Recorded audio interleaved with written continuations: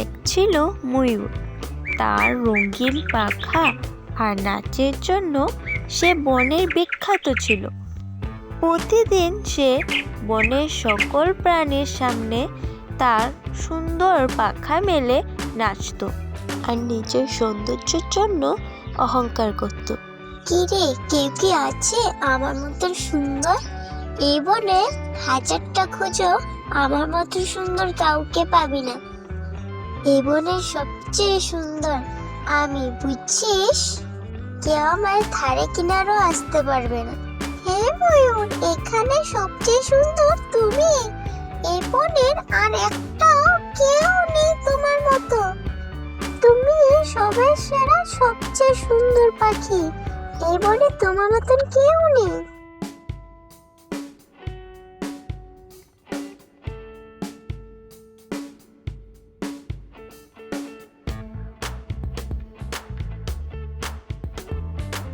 দেখ দেখ, তোরা বনের সবচেয়ে কুচ্ছিত আর অপরমের পাখি, এর আবার এত সাহস সে আমার ধারে কেড়ে আসে।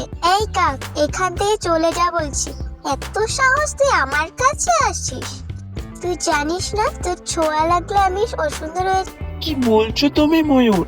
এত অহংকার ভালো নয়, জানো তো অহংকারের পতনের মূল কারণ। আর তুমি আমাকে এভাবে কথা বলছো, এটা মোটেও ঠিক নয়। তুমি জানো না? তুই আমাকে ঠিক বেঠে শেখাবি? এত সাহস তোর? আরে তোমরা দেখো কাক কেমন ভয় পেয়ে পালিয়ে যাচ্ছে। সেখানে কিছু বলল না, জানতো সে অপমানে হবে, তাই কাক কিছু বলল না। তোমরা দেখেছো কাকের কি সাহস? সে ওই রূপ নিয়ে আমার সামনে আসছিল।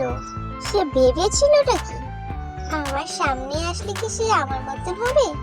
আরে হ্যাঁ ময়ূর, তুমি ঠিক কথাই বলেছ। ওই কাক তো খামোখা এদিকে আসছিল। ওর মতো কুচ্ছি তার দুটো নেই। যেমন তুমি সুন্দর, সে এমনই কুচ্ছি।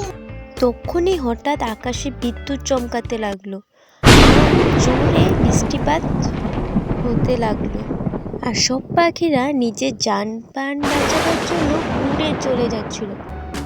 কিন্তু ময়ূরের পাখা ভারীর জন্য সে উঠতে পারল না। সে অনেক চেষ্টা করতে লাগলো উড়ার জন্য, কিন্তু কিছুতে উঠতে পারল না। পালাও পালাও, সবাই পালাও পালাও। আরে দাঁড়াও, কেউ আমার জন্য দাঁড়াও। এই কি, সবাই আমাকে ছেড়ে চলে গেল? আমার পাখা ভারীর জন্য তো আমি উঠতেও পারছি না, আর সবাই কেমন স্বার্থপরের মতো চলে গেল। এবার আমি কি করব? এইভাবে তো এখানে থাকলে আমি মরেই যাব। এবার আমি কি করব? আর আমার সব সাথীরা স্বার্থপরের মতন আমাকে ছেড়ে চলে গেল এই ঝড় তুফানের মধ্যে। এদিকে তো কাউকে দেখাও যাচ্ছে না। আমি এবার একা একা কি করব? তখনই কাক আসে। কাক ময়ূরকে দেখে নিচে দাঁড়ালো আর ময়ূরকে বলল, কি গো ময়ূর, কি করছো এখানে দাঁড়িয়ে? এই ঝড় তুফানে এখানে থাকলে যে মরে যাবে। নিরাপদ স্থানে যাচ্ছ না কেন? জলদি এখান থেকে পালাও।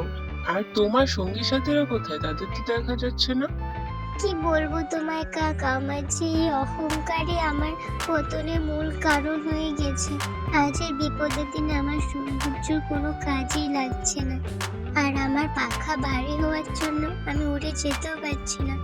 এইভাবেই হয়তো আমি মরে যাব, আর আমার সব সঙ্গী সাথীরা আমাকে ছেড়ে চলে গেছে। এবার বুঝতে পারলে তো অহংকার করলে কি হয়?